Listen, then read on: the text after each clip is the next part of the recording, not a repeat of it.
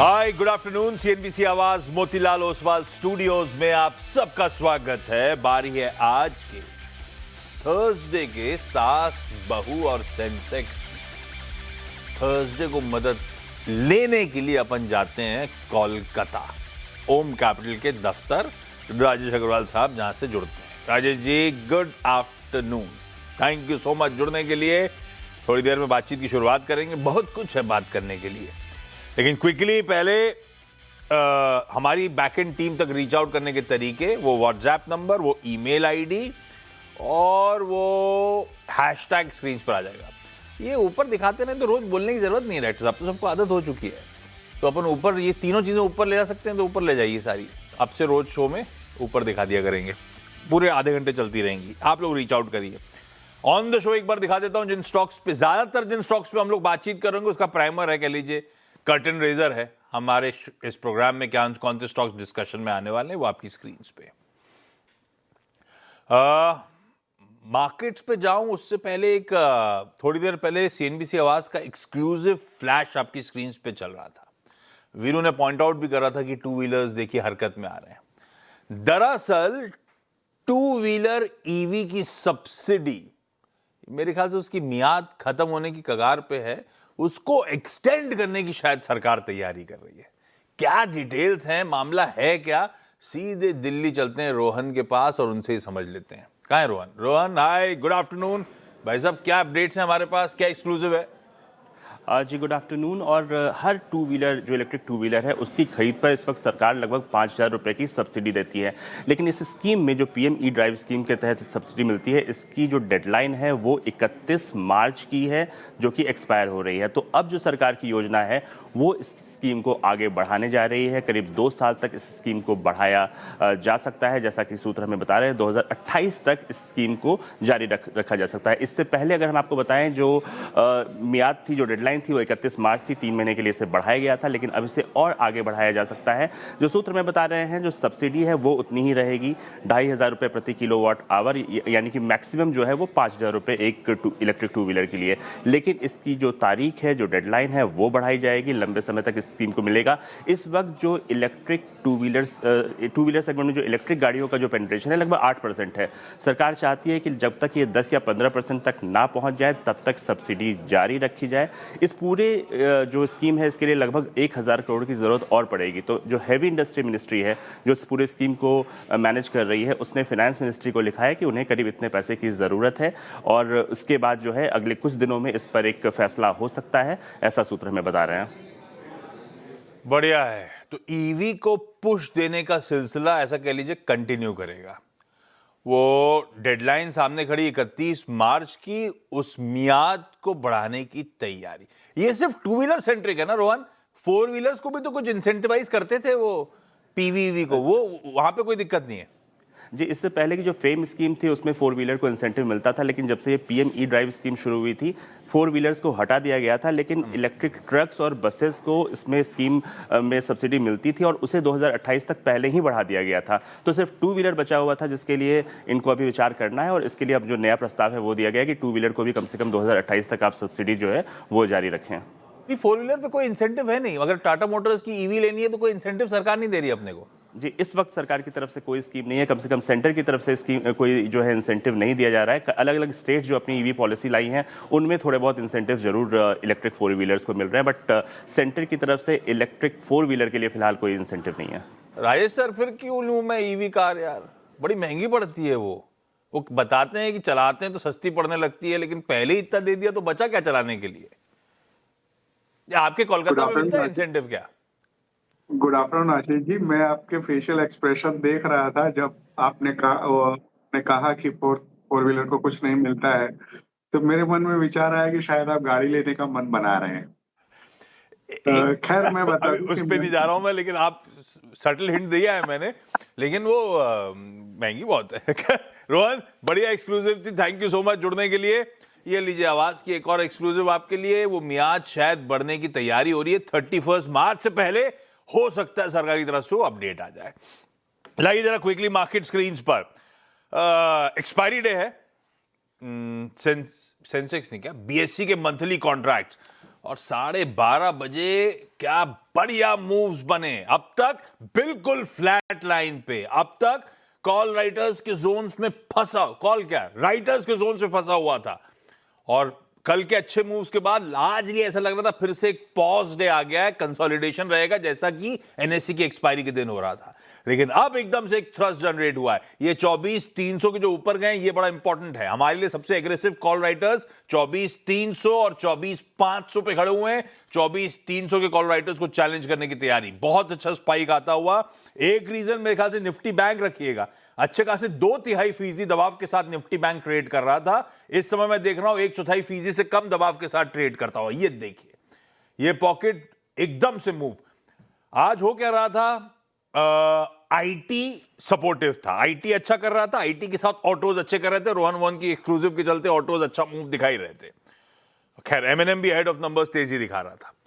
पर आज बैंक्स और फाइनेंशियल सल्क कर रहे थे। आज क्या ऑफलेट अंडर परफॉर्मेंस था। अभी अभी वो अंडर परफॉर्मेंस अरेस्ट करने की कोशिश हो रही है। स्पाइक आया है निफ्टी बैंक पे और उसी के चलते आप देख रहे हैं निफ्टी 1/4% बढ़त के साथ इस समय कामकाज करता हुआ आपकी स्क्रीन पे। ये आए बढ़िया से एक्सपायरी मूव्स। और वैसे भी अंडर परफॉर्मेंस काफी ज्यादा हो गई थी बैंक्स की ऑफ लेट। आज तो खैर बैंक से थोड़ा चैलेंजिंग हैंडओवर भी था। एसबीआई रखिए स्क्रीन पे, गजब का मूव है उसमें, 1% मजबूत और एकदम से तगड़ा स्पाइक आया है। एसबीआई के साथ साथ मेरे ख्याल से टाटा मोटर्स पीवी में भी अच्छे मूव्स आ रहे हैं। रोहन की एक्सक्लूसिव ने क्लैरिफाई करा था आपको कि सिर्फ टू व्हीलर्स के लिए है, लेकिन टाटा मोटर्स अच्छा मूव दिखाता हुआ। मैक्स हेल्थ केयर अच्छा मूव दिखा रहा है। श्रीराम फाइनेंस अपने लॉसेस रिड्यूस करने की कोशिश करता हुआ। एक्सिस बैंक, आईसीआईसीआई बैंक दोनों दबाव में सुबह से हैं, दबाव कम हो रहा है। और एचडीएफसी बैंक जो अंडर परफॉर्म सबसे तगड़ा कर रहा था, अब वो अच्छे मूव्स दिखा रहा है। वैसे आज सुबह से अच्छा आउट परफॉर्मेंस कर रहा था अपने पीएस के सामने, 0.5% मजबूती के साथ। बैंक्स, फाइनेंशियल्स और कुछ सिलेक्टिव स्टॉक्स जो हैं अच्छे मूव्स दिखाते हुए। खैर मैं सवाल जवाब की तरफ जा रहा हूं, तो ऐसे ही शो खत्म हो जाएगा। आज दिल्ली, भोपाल और बेंगलुरु जाना है। दिल्ली से गुंजन जैन जी जुड़ती हुई। गुंजन मैम सभी जुड़ गए मेरे ख्याल से। गुड आफ्टरनून आप सबको। गुंजन मैम, पहला सवाल। मेरे पास टाइटन है 10 शेयर्स 3,125 की रेट में। हाँ। तो अभी तो बहुत अच्छे ऑलमोस्ट हाई पे चल रहा है, तो क्या करना चाहिए? नहीं तो गुंजन मैम लिया क्यों है? लंबी अवधि का सोच के रखा हुआ है? जी कभी ज्वेलरी लेने का मन करता है तो टाइटन की याद आती है? नहीं, ऐसा कुछ नहीं है, शेयर्स में ही ज्यादा है। लो मैं लेकिन अगर लंबी अवधि के लिए लिया था और अगर पैसे की रिक्वायरमेंट नहीं है तो मेरे ख्याल से आंसर तो सबको पता होगा। राजेश सर लेकिन बताएंगे। राजेश सर, मेरी एक्विजिशन प्राइस बहुत बढ़िया है, 3100 के आसपास की। अब लंबी अवधि के लिए लिया है तो कहीं ना कहीं तो मुनाफा बांधूंगा। मुझे बढ़िया 1700-1800 रुपए का गेन हो रहा है। ये समय आ गया मुनाफा बांधने का या अभी राइड करूं? चलेगा? जो भी महिला मित्रगण पैनल में है सबको नमस्कार। और जवाब आपने दे ही दिया, अगर पैसे की जरूरत नहीं है तो अभी निकलने की जरूरत नहीं है। बहुत शानदार कंपनी, अक्रॉस सेगमेंट ग्रोथ दिखा रही है पिछले 3-4 क्वार्टर्स से। ज्वेलरी की जो ग्रोथ आई, सिर्फ गोल्ड प्राइसेस की ग्रोथ नहीं, उन्होंने वॉल्यूम ग्रोथ भी दिखाया। 25 नए स्टोर FY 27 में प्लान कर रखे हैं, 3680 स्टोर अभी तक हैं। घड़ियों और आईवेयर में भी अच्छी बढ़त देखी गई। मेरे कहने का मतलब है कि सारे सेगमेंट बहुत अच्छा परफॉर्म कर रहे हैं और इस वक्त निकलने का कोई औचित्य नहीं है अनलेस आपको पैसे की जरूरत हो। बनी रहे स्टॉक में। मैम, गुंजन मैम बिल्कुल सही है। आपने सवाल पूछा नहीं कि टाइटन भी उछल गया आज, तो टाइटन रखिए, बढ़िया कंपनी है, बढ़िया। अनटिल अनलेस कुछ बदले, इतने महंगे सोने के बावजूद, इतने वॉलेटिलिटी के बावजूद भी अर्निंग्स बढ़िया है, रेजिलिएंट है, खूब अनऑर्गेनाइज से ऑर्गेनाइज का शिफ्ट बढ़िया प्ले आउट हो रहा है, अच्छी कंपनी है। और मैं इसलिए पूछ रहा था क्योंकि सही में अगर ज्वेलरी की याद आती है तो महंगा होने के बावजूद लोग एक बार टाइटन का चक्कर जरूर काटते हैं। इन जैसे डिजाइन शायद मार्केट प्लेस में कोई नहीं बना पाता। राजेश सर तो भुगते हुए होंगे मेरे ख्याल से, तभी कुछ बोल नहीं रहे हैं। भोपाल जा रहा हूं पायल नायर जी के पास। पायल मैम, हाय, गुड आफ्टरनून। ये भोपाल में पानी वानी भरा क्या? लेक बारिश वारिश आ रही है? अच्छी नहीं आ रही? नहीं आ रही अभी। वो बड़ा अनइवन सा डिस्ट्रीब्यूशन हो गया है। अहमदाबाद में बाढ़ के विजुअल्स आ रहे थे और भोपाल सेंट्रल इंडिया में वाकई पानी नहीं पहुंच रहा ढंग से। पायल मैम, पहला सवाल कौन सा आज का? सर मेरे पास यूनियन बैंक के ना 200 शेयर्स है, 66 रुपीज से। तो मैं प्रॉफिट बुक करूँ या लॉन्ग टर्म के लिए रखूँ? 66 पे खरीदे, 166 के पार चले गए। राजेश सर, क्या करा जाए? सरकारी बैंक्स और यूनियन बैंक पे आपका व्यू? ये थोड़ा सा इनको लेके, ऐसा नहीं, एक जमाना बदल गया कि पहले तो होता था कि सरकारी बैंक्स में अच्छा मुनाफा आ रहा है, भैया बटोर के रख लो। अभी क्या रखे रहना है स्टॉक को या बटोर ले मुनाफे को? देखिए, आपने सही कहा, पहले से अभी नजरिया बदल गया है लोगों का। सरकारी बैंक अच्छा परफॉर्म कर रहे हैं, बैलेंस शीट सबकी सुधर गई है, क्रेडिट ऑफटेक बढ़ने लगा है, ये लोग भी टेक्नोलॉजी अपनाने लगे हैं, सारी चीजें अच्छी, बट कहीं कहीं वैल्यूएशन भी देखना पड़ता है। तो मेरे हिसाब से यूनियन बैंक, इनके पास 200 शेयर है, 100 शेयर बेच ले और 100 में बनी रहे, तो उससे क्या होगा कि इनका स्टॉक फ्री का हो जाएगा, जो 100 बचेगा, और उस 100 को वो किसी दूसरे बैंकिंग सेक्टर के ही स्टॉक में, जैसे कि बैंक ऑफ महाराष्ट्र है, एचडीएफसी है, यहाँ स्विच कर ले तो बेहतर हो। बिल्कुल ठीक है, आधा क्वांटिटी का प्रॉफिट बुक कर लेते हैं मैम, आधे को राइट करते हैं यूनियन बैंक के साथ। बेंगलुरु से सुजाता जैन जुड़ती हूँ। Sujata ma'am, good afternoon. Ma'am, सवाल पूछें। हाँ, गुड आफ्टरनून। मेरे पास में एचडीएफसी बैंक के 300 शेयर है एट द रेट ऑफ 685, लेकिन पिछले काफी महीनों से ये अंडर परफॉर्म कर रहा है। तो क्या मुझे इससे निकल जाना चाहिए या बने रहना चाहिए? आप और तो अगर फिर भी मुझे लकी हो कि आपने खरीदा बहुत अच्छे भाव पे। हम में से अगर सब मुझे सब तो ऊपर फंसे हुए हैं। तो किस में इन्वेस्ट करना चाहिए? पर इससे निकालना है कि नहीं निकालना, पहले ये पूछ लेता हूँ। राजेश सर, एचडीएफसी बैंक, अभी आपने कह ही दिया एक आंसर के तौर पे स्विच कहाँ करना है, पर एचडीएफसी बैंक एक्चुअली हम सबको बहुत सता रहा है। बहुत टाइम हो गया, पहले सबने बोला था मेगा मर्जर हो रहा है, थोड़ा सा डाइजेस्ट करने में टाइम लगेगा, अब तो मर्जर भी बहुत पीछे चला गया है, अभी भी परफॉर्म नहीं कर रहा है, और ऊपर से रोज आए दिन कोई ना कोई लफड़े की खबरें आती रहती हैं जो कभी सुनने को नहीं मिली थी एचडीएफसी बैंक में। अभी रहूं कि नहीं रहूं इस बैंक में? देखिए, आपने सही कहा कि उम्मीद के विपरीत जो खबरों का सिलसिला चला और मर्जर की जो अपेक्षाएं थी, उसके बावजूद बैंक में कोई चाल देखने को नहीं मिली। लोग फ्रस्ट्रेट हो रहे हैं, कहने का मतलब ये है, लेकिन परफॉर्मेंस बैंक की अच्छी है। इस बार भी अगर आप देखो तो लोन ग्रोथ अच्छी हुई, एडवांस डिपॉजिट दोनों में 15% की बढ़त थी। जो दिक्कत थोड़ी आई वो निम्स के कारण से आई, क्योंकि कॉस्ट ऑफ फंड बढ़ गए थे। मैनेजमेंट ने क्लियरली कहा है कि आगे आने वाले दिनों में वो भी सुधार लेंगे, और इनकी जो सब्सिडियरी है, फिर वो एचडीबी फाइनेंशियल हो, सिक्योरिटीज हो, लाइफ, जनरल, एएमसी हो, सारी अच्छी चल रही है, एसेट क्वालिटी अच्छी है। अगर आपको लंबी अवधि का नजरिया है, बने रहने की सलाह दूंगा। और एट बेस्ट आप ये भी कर सकती हैं कि आधे पैसे को यहाँ से निकाल के कोटक में स्विच कर ले। मेरा ये कहने का कतई तात्पर्य नहीं है कि एचडीएफसी बैंक खराब है, लंबी अवधि के लिए अच्छा है, बट आप स्विच कर, माने आधा आधा दोनों में रख सकती हैं। खराब नहीं है, लेकिन हाँ, ये आपने सही बात कही, बहुत पेशेंस टेस्ट कर रहा है, डिसअपॉइंट कर रहा है। खैर, गुंजन मैम, अगला सवाल। मेरे पास सेंट्रल बैंक है, 400 शेयर है, 40.15 के रेट में मैंने परचेज किया था। इसको भी मेरे पास साल भर से ऊपर हो गया है, तो मैं अभी क्या करूं इसको? काफी टाइम से ही नहीं परफॉर्म कर। हाँ, कई सारे सरकारी बैंक बहुत अच्छा कर गए, कई सारे नीचे वाले परफॉर्म करके ही नहीं दिए। राजेश सर, क्या करूं इस सेंट्रल बैंक ऑफ इंडिया के साथ? 9 रुपए का नुकसान, 1 साल से इंतजार। आशीष जी, आज के शो को अपने को बैंकिंग स्पेशल नाम रखना चाहिए था। Anyways, central bank, right. अगर आप देखें तो पिछले कई क्वार्टर से अच्छी परफॉर्मेंस नहीं थी, लेकिन अब धीरे धीरे करके परफॉर्मेंस में एक टर्न अराउंड देखने को मिल रहा है, और होप करता हूं कि वो थोड़ा सा भरोसे लायक टर्न अराउंड हो।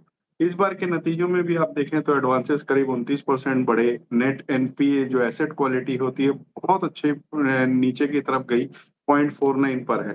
कैपिटल पोजीशन बहुत अच्छी है, 114 साल पुरानी बैंक है, 46% के आसपास इनका कासा रेशियो है। टोटल टच पॉइंट 22,340 है, जिसमें 4605 ब्रांचेज हैं और 66% ब्रांच रूरल और सेमी रूरल में। तो सारे पायदान पे इस वक्त फंडामेंटल्स बहुत अच्छे लग रहे हैं, लेकिन अब 1-2 क्वार्टर और देखना पड़ेगा। इस क्वार्टर के नतीजे तो बहुत अच्छे आए थे, नो डाउट, तो इस वक्त बने रहने की सलाह रहेगी। आपने इतनी तारीफ कर दी, गुंजन मैम के चेहरे पे मुस्कुराहट आ गई। मैम, रख लीजिए, घाटा नहीं होगा शायद। पायल मैम, अगला सवाल। टाटा कैपिटल के 50 शेयर्स है, 326 रुपीज है, तो क्या करूं? मिस्टर नाहर कुछ बोल रहे हैं? क्या बोलने की कोशिश कर रहे हैं वो? नहीं कुछ नहीं। अच्छा चलिए, टाटा कैपिटल, राजेश सर क्या करें? बहुत अच्छी पेडिग्री है, अच्छा स्टॉक है, अच्छी परफॉर्मेंस रही है, लेकिन मेरे ख्याल से 390 के आसपास जहां पर आता है तो वहां पर एक बार मुनाफा शुरू कर दें। ओके, हायर लेवल्स पे प्रॉफिट बुक करेंगे, अभी रखेंगे। सुजाता मैम, अगला सवाल। मेरा दूसरा सवाल है पाइन लैब पे। मैंने 200 शेयर लिए थे 186 के रेट पे। सोचा था ये फिनटेक कंपनी और अभी मोदी जी इतना डिजिटल पे जोर दे रहे हैं तो और ये उसी का ही सॉफ्टवेयर बनाते हैं तो मैं भी इसका अच्छा मुझे मिलेगा, बट अभी 141 पे ट्रेड कर रहा है। हाँ, लॉजिक तो सही था, राइड किया था, लेकिन राजेश सर वो बैठा नहीं लॉजिक। 44-45 रुपए का नुकसान हो रहा है, अच्छा खासा, क्या करूं? देखिए, लॉजिक सही था, बैलेंस शीट भी स्ट्रॉन्ग हुई है। इस बार के नतीजे पे ध्यान दें तो बहुत शानदार नतीजा है, बॉटम लाइन में बहुत अच्छा खासा जंप था, बावजूद उसके स्टॉक चला नहीं। मुझे लगता है कि जो भी नेगेटिव्स थे ऑलरेडी वैल्यू प्राइस में डिस्काउंट हो चुके हैं। इस वक्त नीचे के लेवल्स बहुत कम बचते हैं, तो रिस्क रिटर्न जो है आपके फेवर में पड़ रहा है। इस वक्त बनी रहे 160-65 के आसपास जब भी आता है वहां पे निकलने की कोशिश कीजिएगा, लेकिन अभी बने रहने की सलाह रहेगी। Okay, Gunjan ma'am, Payal ma'am, Sujata ji, thank you आप सबका जुड़ने के लिए। राजेश सर बने हुए हैं ब्रेक के उस पार। आज की एसबीएस स्टॉक पिक लेके लौटते हैं हम लोग। ब्रेक के बाद स्वागत है। जरा स्टिंग प्ले आउट कर दीजिए, नहीं तो आपके स्टिंग की आवाज के चलते गेस्ट बोल नहीं पाते। हो गया। राजेश सर, आज की बढ़िया सी पिक। आज के लिए मैं समझता हूँ सोना बीएलडब्ल्यू के साथ जाना चाहिए, जो सोना कॉमस्टार के नाम से भी जानी जाती है। डोमेस्टिक मार्केट में एक अच्छा लीडरशिप है, चाहे फिर वो पीवी में हो, सीवी में हो, ट्रैक्टर्स में हो, और अब इंटरनेशनल प्रेजेंस भी बढ़ा रही है। ईवी पे जोर है। पहली तिमाही के नतीजे बहुत शानदार आए, 45% के आसपास बॉटम लाइन की जंप, डेंसो के साथ पार्टनरशिप, और करीब 240 बिलियन के ऑर्डर बुक है, जिसमें 64% तो आपका ईवी के साइड से है। तो ईवी का एक बहुत बड़ा प्ले कह सकते हैं। और 86% रेवेन्यू जो पहले सिर्फ 4 प्रोडक्ट से आती थी, अब 8 प्रोडक्ट से आ रही है, माने प्रोडक्ट डाइवर्सिफिकेशन भी हो रहा है। रेलवे का जो बिजनेस इन्होंने फिलहाल एक्वायर किया था, वहां से भी थोड़े से बेहतर रुझान आने लगे हैं। मैं समझता हूँ यहाँ पे खरीदारी करनी चाहिए। मौजूदा स्तर से कम 12 से 15% की अपसाइड आने वाले 6 से 9 महीने में हो सकती है। रडार पे है। 2021 में इसने जो हाईज बनाए थे उसको अब फाइनली चैलेंज करने जा रहा है, तो नजर में तो मेरे भी है। और इस बार की कमेंट्री बड़ी खतरनाक है। 10 साल में 10 गुना रेवेन्यूज, पढ़िएगा उसकी कॉर्पोरेट प्रेजेंटेशन। खैर, सोना बीएलडब्ल्यू राजेश सर का प्रेफर्ड पे किस समय का। राजेश सर, कुछ खबर आई क्या? स्पाइडरमैन ब्रांड न्यू डे आज रिलीज हो गई, कैसी खबर, कुछ अपडेट आएगा कुछ आपके पास? आज का कोई अपडेट नहीं है, क्योंकि आज सुबह से यहाँ बहुत बारिश हो रही थी, तो मेरे हिसाब से यहाँ की जो गए होंगे लोग बहुत कम ही गए होंगे, और सुबह से ऑफिस में ही लगा हुआ था, तो कोई फर्स्ट हैंड न्यूज नहीं है मेरे पास। हाँ, कोई न्यूज नहीं है मेरी तो। वो ओडीसी भी रह गई, ये भी देखनी है। आपने देख ली क्या ओडीसी? ओडीसी देखी, बट थोड़ा सी जो क्रिस्टोफर नॉर्मल की नॉर्मली होती है उससे थोड़ी सी कमजोर पड़ी मेरे हिसाब से। चलो फिर अच्छा है, ओटीटी में देख लेंगे, लेकिन स्पाइडरमैन तो खैर देखनी बनती है। Rajesh sir, thank you so much जुड़ने के लिए। ब्रेक, हमारी अगली मुलाकात 1:27 पे। और आज पहले प्रॉमिस किया था आईपीओ वाला मैनेजमेंट होगा, लेकिन मेरे ख्याल से वो कोई इंटरेक्शन आज कर ही नहीं रहे किसी वजह से। शैले होटल्स के सीएफओ नितिन खन्ना साहब से डिटेल में उनके नंबर्स पे करेंगे बातचीत।